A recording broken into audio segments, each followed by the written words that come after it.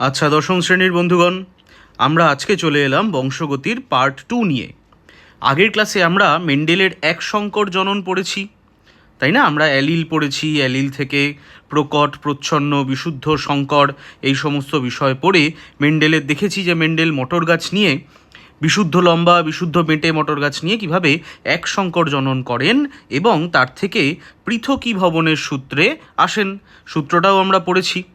তারপর আজকে আমরা পড়ব মেন্ডেলের দ্বিসংকর জনন, আরও একটা চেকার বোর্ডের সমস্যা যেটা নিয়ে তোমরা মাঝে মধ্যে বেশ জেরবার হও। সবার প্রথমে যে জায়গাটায় আসবো সেটা হচ্ছে মেন্ডেলের কথায়। দেখো, আগেই বললাম মেন্ডেল মটর গাছের 7 জোড়া বিপরীতধর্মী বৈশিষ্ট্য খুঁজে পেয়েছিলেন, একেবারে 7 জোড়া, যার মধ্যে তিনি এক সংকর জনন করার জন্য বেছে নিয়েছিলেন এই জোড়াটাকে, অর্থাৎ কিনা মটর গাছ লম্বা হবে, মটর গাছ বেঁটে হবে, এই যে বিপরীতধর্মী বৈশিষ্ট্য এক জোড়া, সেটাকে তিনি এক সংকর জননে ব্যবহার করেছিলেন। তাছাড়া আরও বেশ কয়েকটা বৈশিষ্ট্যের মধ্যে মেন্ডেল দ্বিসংকর জনন করার জন্য বেছে নেন এই দুটি বৈশিষ্ট্যকে। কী কী বৈশিষ্ট্য? তা হলো বীজের আকৃতি গোলাকার এবং বীজের আকৃতি কুঞ্চিত, রিঙ্কলড। তোমরা মটরশুঁটি দেখেই থাকবে, একদম গোল স্মুথ মটরশুঁটি, আর একটু ওপরের চামড়াটা কোঁচকানো মটরশুঁটি। তার মধ্যে গোল বৈশিষ্ট্যটা হচ্ছে প্রকট, রিঙ্কলটা হচ্ছে প্রচ্ছন্ন। এইটা বেছে নেননি। আর আরেকটা বৈশিষ্ট্য নেন, দ্বিসংকর তো, 2 জোড়া বিপরীতধর্মী বৈশিষ্ট্য লাগবে। আর কি বেছে নেন? সিড কালার, ফলের রং হলুদ এবং সবুজ। মেন্ডেল যে পপুলেশনের মটর গাছ নিয়ে কাজ করেছিলেন সেখানে হলুদ বর্ণের মটর গাছটা ছিল প্রকট বৈশিষ্ট্য আর সবুজ ছিল প্রচ্ছন্ন। তাহলে দ্বিসংকরের জন্যই তিনি এই 2 জোড়া বৈশিষ্ট্যকে বেছে নেন। তাহলে সেই বিষয়ে আমরা ডিটেলে চলে যাব।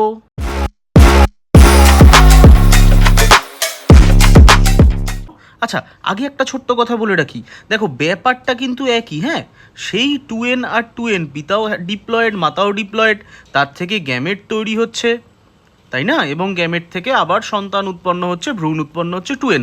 বেসিক কনসেপ্টটা কিন্তু এটাই, এই যৌন জননের বাইরে কিন্তু কোনো আইডিয়া নেই এখানে, হ্যাঁ। তার সাথে আরেকটা জিনিস বুঝতে হবে, সেটা হচ্ছে এই জায়গাটা একটু ফোকাস করে দেখো, জোড়া জোড়া ক্রোমোজোমগুলো আলাদা হয়ে যাচ্ছে তো গ্যামেট তৈরির সময়, 2টি ক্রোমোজোম আলাদা হয়ে একটা আর একটা হয়ে যাচ্ছে। তাহলে একইভাবে যদি 4টি ক্রোমোজোম থাকে তাহলে আলাদা হয়ে 2টি আর 2টি হয়ে যাবে না? বুঝলে? একইভাবে যদি 2 জোড়া বৈশিষ্ট্য থাকে আলাদা হয়ে 2টি আর 2টি হয়ে যাবে। তো সেই 2 জোড়া বৈশিষ্ট্য কি কি? 2 জোড়া বৈশিষ্ট্য হচ্ছে বিশুদ্ধ হলুদ গোল এবং বিশুদ্ধ সবুজ কুঞ্চিত, গ্রিন অ্যান্ড রিঙ্কলড। বিশুদ্ধ হলুদ গোল হলে কি হবে? দেখো, বিশুদ্ধ হলুদ মানে ওয়াই দুটোই ক্যাপিটাল হবে, বিশুদ্ধ গোল মানে আর রাউন্ড দুটোই ক্যাপিটাল হবে, বিশুদ্ধ সবুজ মানে স্মল ওয়াই, বিশুদ্ধ কুঞ্চিত মানে স্মল আর রিঙ্কলড। ওকে, এবার সিম্পল গল্প, এদের দুজনের মধ্যে সংকরায়ন ঘটানো হলে গ্যামেট কি তৈরি হবে? এ দেখো, এই এক জোড়া ক্রোমোজোমের মধ্যে এন আর এন আলাদা হবে, আবার এক জোড়া ক্রোমোজোমের থেকে এন আর এন আলাদা হবে। সিম্পল গল্প, জোড়া থেকে একটা করে আসবে।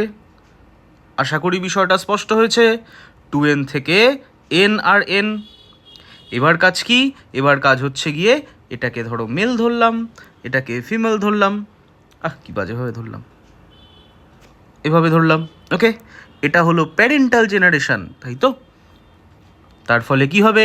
ক্রস করলে দেখো, এইটার সাথে এটা বা এটার সাথেও এটা বা এটা, যাই ক্রস করো না কেন, উৎপন্ন হচ্ছে capital Y small Y, capital R small R. Clear idea? অর্থাৎ কি না, দেখো, প্রথমত দুটোই সংকর অবস্থা হলো। ক্যাপিটাল ওয়াই আর স্মল ওয়াই এর মধ্যে ক্যাপিটাল ওয়াই মানে হলুদের বৈশিষ্ট্য প্রকাশ পাবে, ক্যাপিটাল আর স্মল আর এর মধ্যে ক্যাপিটাল আর মানে গোলের বৈশিষ্ট্য প্রকাশ পাবে। তাহলে সন্তান সকলে উৎপন্ন হবে F1 জনুতে, সংকর হলুদ এবং গোল। মেন্ডেল কাজ কিন্তু সেম করছেন। আবার কি করছেন?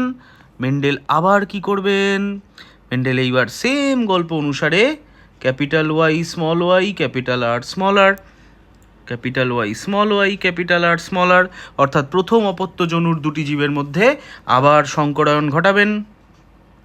এই সংকরায়ন ঘটালে গ্যামেট তৈরি হবে, তাই না? আচ্ছা, এখানে কটা গ্যামেট তৈরি হবে? উত্তর হলো 4টে গ্যামেট তৈরি হবে। কেন 4টে? একটা ছোট্ট টোটকা আছে, শোনো। মনে রাখবে, কটা গ্যামেট তৈরি হবে কি করে জানবো? উত্তর হলো 2n। n মানে অপোজিট অ্যালিল নাম্বার। ওকে, এখানে দেখো তো অপোজিট অ্যালিল নাম্বার কত আছে? এই একটা অপোজিট আছে, এই এক জোড়া অপোজিট আছে, তাহলে 2 স্কোয়ার মানে 4টে গ্যামেট তৈরি হবে। এই টাইপটা না জানো তো মাঝে মধ্যেই এমসিকিউতে আসে।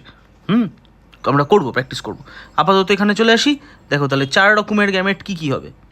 দেখো, capital Y small Y, capital R small R, capital Y small R, small Y capital R. আর কিছু হতে পারে না তো? এদিকেও সেম গল্প, capital Y small Y, capital R small R, capital Y small Y, okay, small R capital R. Clear? এই 4টে টাইপেরই গ্যামেট তৈরি হলো। এবার দেখো, এটাকে ধরলাম মেল, এটাকে ধরলাম ফিমেল। এদের মধ্যে ক্রস হলেই কি কি সন্তান উৎপন্ন হবে তার জন্য একটা বড় চেকারবোর্ড হবে। করে ফেলা যাক সেই বড় চেকারবোর্ডটা। সিম্পল গল্প, হ্যাঁ চলো। আমরা কি করব? আমরা এই দিকে অর্থাৎ কি না, রো এর দিকে লিখব মেল গ্যামেটগুলো। Capital Y capital R, capital Y small R, small Y capital R, small Y small R. লম্বালম্বি কলামের দিকে লিখব ফিমেল গ্যামেটগুলো। Capital Y capital R, capital Y small R, small Y capital R, small Y small R. আগে এগুলো সুন্দর করে একটু দাগ কেটে নেওয়া যাক। চেকারবোর্ড বা প্যানেট স্কোয়ার, এই জায়গাটা নিয়ে অনেকের সমস্যা থাকে, সেই সব সমস্যা আমরা অতি শীঘ্র সমাধান করিয়ে ফেলিব।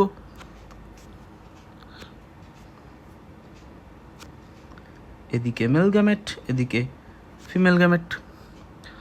চলো পরপর, হ্যাঁ। Capital Y capital Y, capital R capital R, capital Y capital Y, capital R small R, capital Y small Y, capital R capital R, capital Y small Y, capital R small R, capital Y capital Y, capital R small R, capital Y capital Y, small R small R, capital Y small Y, capital R small R, capital Y small Y, small R small R, capital Y small Y, capital R capital R, capital Y small Y, capital R small R, small Y small Y, capital R capital R, small Y capital R small আর।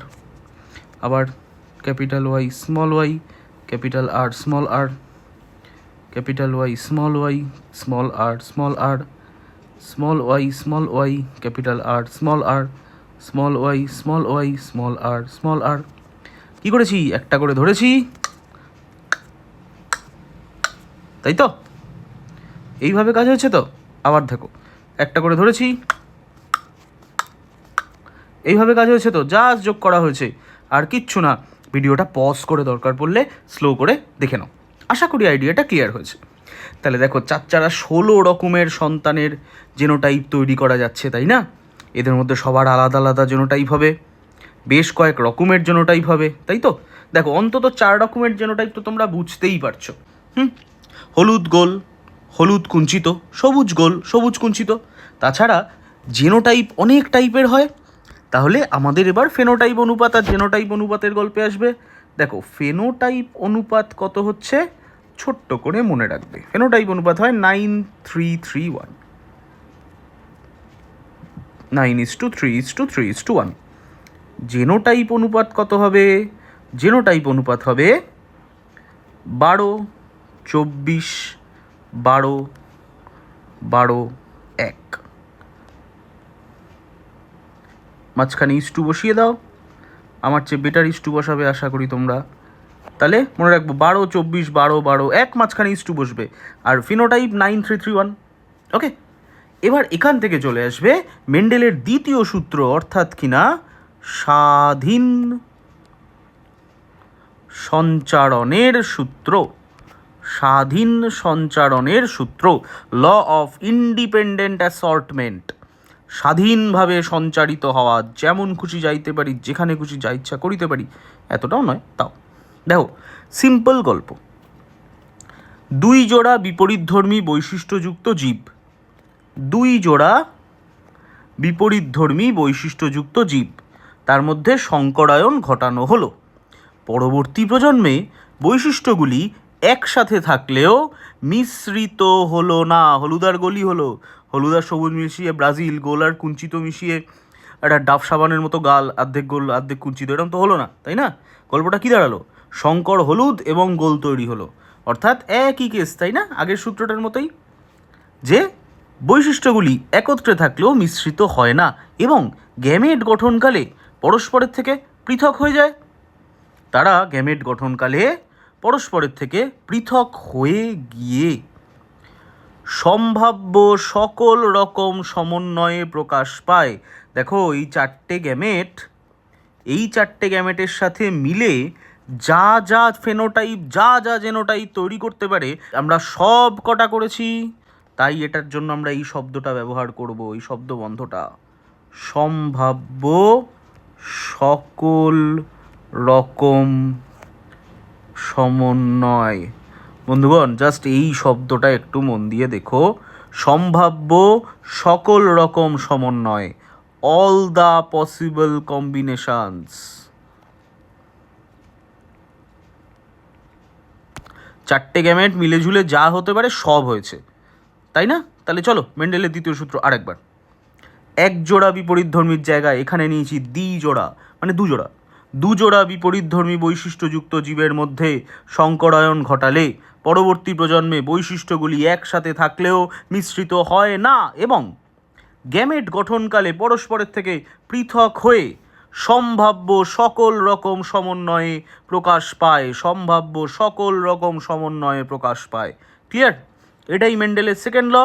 এটা মজা দেখো, মেন্ডেলের first ল গল্পটা কিন্তু তাই। 1 জোড়া বিপরীতধর্মী বৈশিষ্ট্যযুক্ত জীবের মধ্যে সংকরায়ন ঘটানো হলো, পরবর্তী প্রজন্মে বৈশিষ্ট্যগুলি একসাথে থাকে, মিশ্রিত হয় না এবং গ্যামেট গঠনকালে পৃথক হয়ে, তাকাও এদিকেও তাই হয়েছে না? অল দ্য পসিবল কম্বিনেশনস, সম্ভাব্য সকল রকম সমন্বয়ে প্রকাশ পেয়েছে। বেসিক্যালি মেন্ডেলের প্রথম সূত্র আর দ্বিতীয় সূত্র একই, একটা 1 জোড়া, একটা 2 জোড়া। ওকে, তাহলে আশা করি পুরো ব্যাপারটাই আসলে মেন্ডেলের যে সূত্র দুটো, পরীক্ষা দুটো, তারা অ্যাকচুয়ালি যৌন জননের ব্যাখ্যা, আরও ডিটেলে জিনগত ব্যাখ্যা। বোঝা গেছে পুরো বিষয়টা?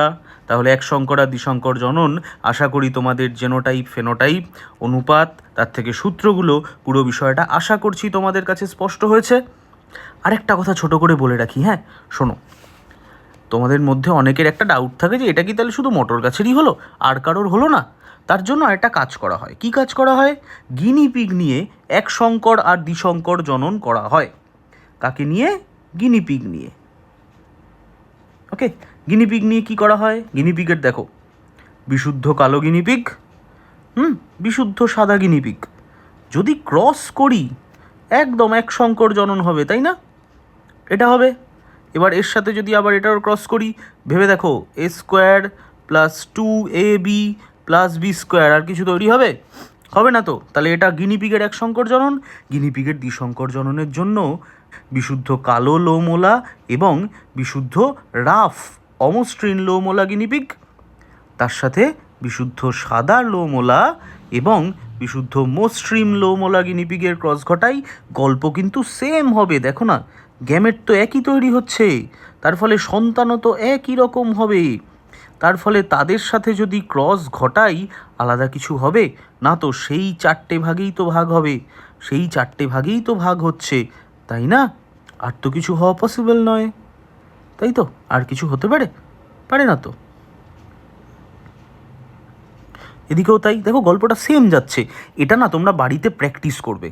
গিনিপিগের এক সংকর, গিনিপিগের দ্বিসংকর বাড়িতে প্র্যাকটিস করবে, গল্পটা সেম। তাও যদি কারোর অসুবিধা হয় তাহলে আমাকে কমেন্ট করো, নাম্বারে মেসেজ করো, তোমাদের আরও ক্লিয়ার করে দেবো। ওকে, আশা করি মেন্ডেলের এক সংকর ও দ্বিসংকর জননের পুরো গল্পটা তোমাদের কাছে স্পষ্ট হয়েছে। কারোর যদি কোনো ডাউট থাকে কমেন্টে জানাও। আজকের ক্লাস এতটাই রইল, টাটা।